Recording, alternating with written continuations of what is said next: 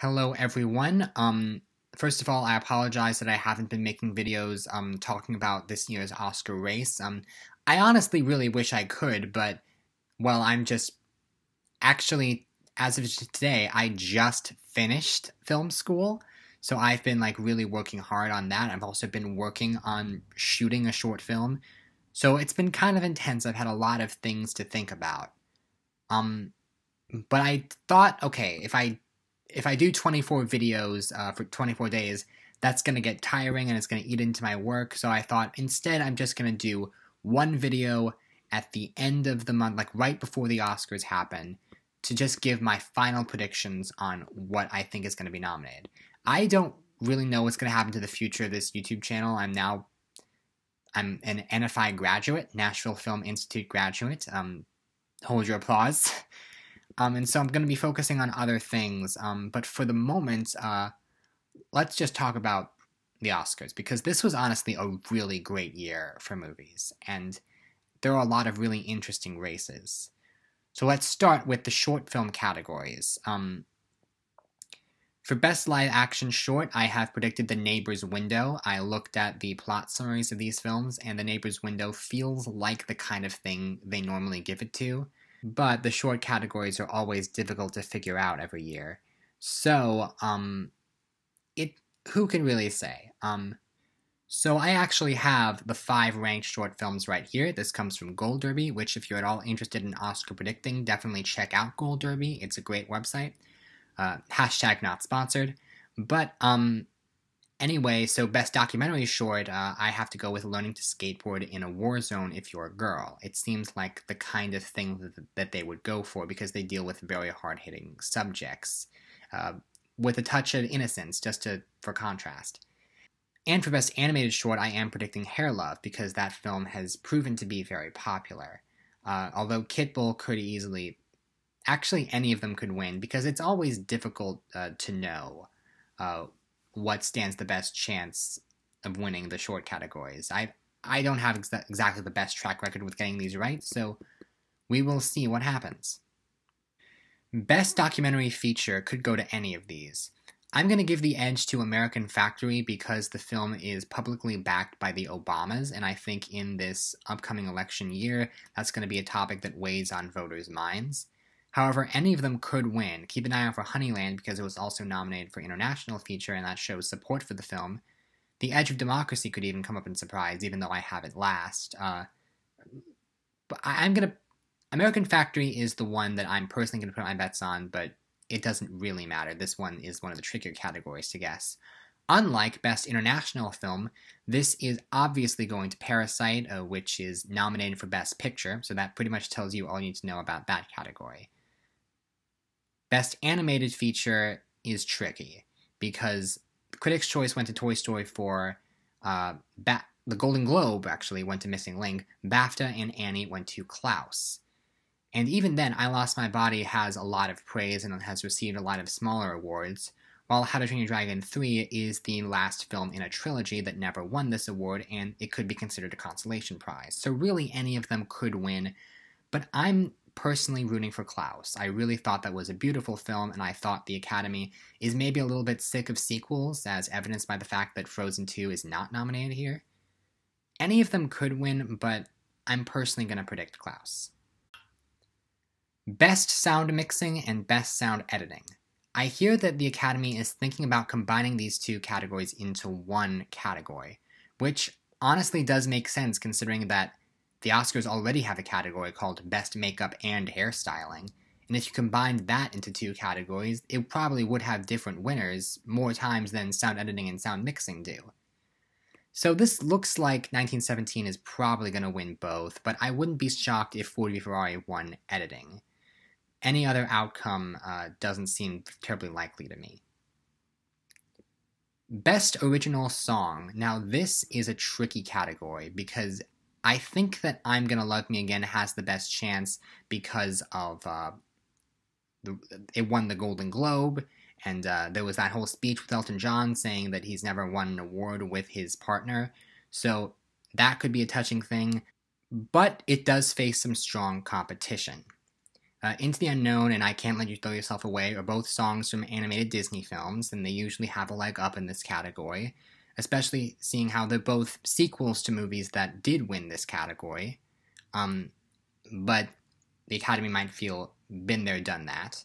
I'm Standing With You could win because it's Diane Warren, who has never won this category, and she is desperately trying to win, but then again, I don't know how many people have seen this movie, and of the ones who have, I don't know how many people want to give it an Oscar. I do think that there is a very real chance that Stand Up could shock everyone and win, seeing how Cynthia Erivo is one Oscar away from getting an EGOT, and she's not going to win Best Actress. So keep an eye out for that, but for the moment the safe bet is I'm Gonna Love Me Again. Best Score. This is an interesting category because all signs point to Joker winning this award. It won Critics' Choice, it won BAFTA, it won Globe. However, 1917 is right there, and Thomas Newman has never won an Academy Award. So there's a chance that I do think 1917 is probably the more deserving score, but yeah, I feel like there's a little bit of a feminist movement going on with Joker, with I can't pronounce her name, but the female composer of that film. And so I think it's very, very possible that... I think it's possible 1917 wins, but Joker has the edge, definitely. Best Achievement in Visual Effects. Now this is maybe the hardest category to call, in my opinion. Because all of these films feel like they could win. Rise of Skywalker doesn't have a great shot because it's doing things that the franchise has done before, and the other films in this new trilogy haven't won, and this is the most underwhelming film. Avengers Endgame could win because there's a lot of nostalgia factor, but it's like the culmination of all these great films, and it is the highest grossing film of all time, so maybe give it something. The Irishman is a Best Picture nominee that might not win anything else, so it's in serious contention for this award. And then 1917 won BAFTA, and it's in a good position to win Best Picture. But then again, the effects in that movie are very, very subtle, and it might be tricky for the audience, for the Academy voters, to really notice them in comparison to these other movies.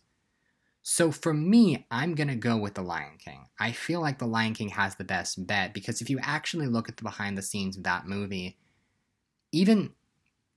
it's not necessarily about the photoreal animals, it's about the way that the camera and the lighting were utilized in that film to really give an authentic portrayal of live-action photography. I've heard people say that The Lion King feels more like a VFX tech demo than it does an actual movie, and I think that's a fair statement to make, but it's honestly really impressive visual effects. It's what I would vote for in this category, and it won the VES Awards, so I'm personally going to predict Lion King. But this is a tight category, and I wouldn't blame you for picking any of the other films. Okay, next up, Best Makeup and Hairstyling, and for the first time ever, this category has 5 nominees. This is great, this is the way it should be going forward. There's not a ton of really super impressive makeup. It's difficult. Bombshell, I think, has the best bet. Bombshell has the best chances to win because it is transformations of actors into people that we know, and that won the last 2 years in a row with Christian Bale as Dick Cheney in Vice, and then Gary Oldman as Winston Churchill in Darkest Hour. And this year it's John Lithgow as Roger Ailes. So Bombshell feels like the obvious choice. But Joker and Judy both benefit because they're being helped along by their lead performance. 1917 does have some very impressive makeup on its extras, particularly the extras playing corpses. And Maleficent, I have no idea if anyone's even seen that movie. I haven't. It's not on Disney Plus yet. So, Bombshell is the right guess, but I could see one of these other films winning too. Okay, Best Costume Design. This one I think is going to go to Little Women because they do like their period films with fancy dresses. And also, Little Women is a beloved film that has to win something, so this feels like a really safe bet to me, personally. Best Production Design, I think, is going to go to Once Upon a Time in Hollywood, although any of the 5 could upset. 1917 does have very, very good effects. 1917 does have very good production design. It looks really, really good. The exteriors in 1917 look very, very good. They're very well done, and they really help the film come along. And then Parasite, it's interesting because Parasite technically is a contemporary film, which would hurt it in this category, but a lot has been said about the design of the sets in that film, particularly of the Park family house. And so I think there's a chance that it comes in upsets, especially seeing how well it's doing in a lot of other categories. And then JoJo and the Irishman, I could even see the Irishman doing it like kind of a Lincoln thing. And JoJo looks great. Like, these could all win, but Hollywood is probably the one to go for because it recreates 1969 Hollywood, and a lot of Academy voters are going to respond to that. Cinematography is a no-brainer. Roger Deakins shot a war movie in one take. Boom. If anything is going to get any votes, it's going to be Lighthouse because it's black and white, and then Joker because people like that movie and it has nice cinematography. But, come on. Roger Deakins shot a war movie in one take. You don't not give that best cinematography. Best film editing. I've heard a few people say this is one of the hardest awards to call. I don't think it is. I think that this is gonna be Parasite, and I'm pretty confident about that. Because there's been a lot of talk about the editing in that film, specifically regarding the Peach montage. And also the other films that are in top contention to win Best Picture, 1917 and Once Upon a Time in Hollywood, are not in this category. I could see a world in which 45 or Irishman pull off an upset, even Jojo Rabbit or Joker. Like, I say this a lot, but there's a lot of categories where all of them could win. I just feel like Parasite has the best chances in this category. Okay, on to the big 8. Best Adapted Screenplay. It's going to be close between Jojo Rabbit and Little Women, but I'm going to give Jojo the edge because Taika Waititi has been very beloved, and there's been a lot of talk about how the film is an adaptation of a book that is very, very different and is a lot darker and bleaker, like a typical Holocaust story, and how he totally changed it to create something that's actually very original, which makes it ironic that it's being placed in this category. But I do think Jojo Rabbit has a better chance. Little Woman could upset. It very well could, because a lot of people are upset that Greta Gerwig was snubbed for Best Director, and I could see them trying to give her a makeup award. But Greta Gerwig, I think, is going to be back. She's going to make a lot more movies, and it's going to be a staple of the Oscar race.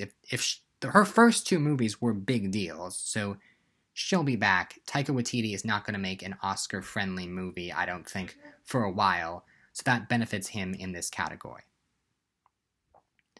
Best Original Screenplay. It was originally looking like this was going to be Tarantino, but I feel like Bong Joon-ho's Parasite has taken the crown away from Tarantino.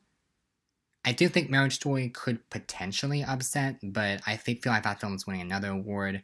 And Parasite is looking like it's going to be a big Best Picture frontrunner, as I'll point out later. So, yeah, I'm pretty confident that Parasite's going to win. Also, if Parasite and Jojo Rabbit both win, it's going to be the first time in Oscar history that 2 people of color win the screenplay categories, so that's great.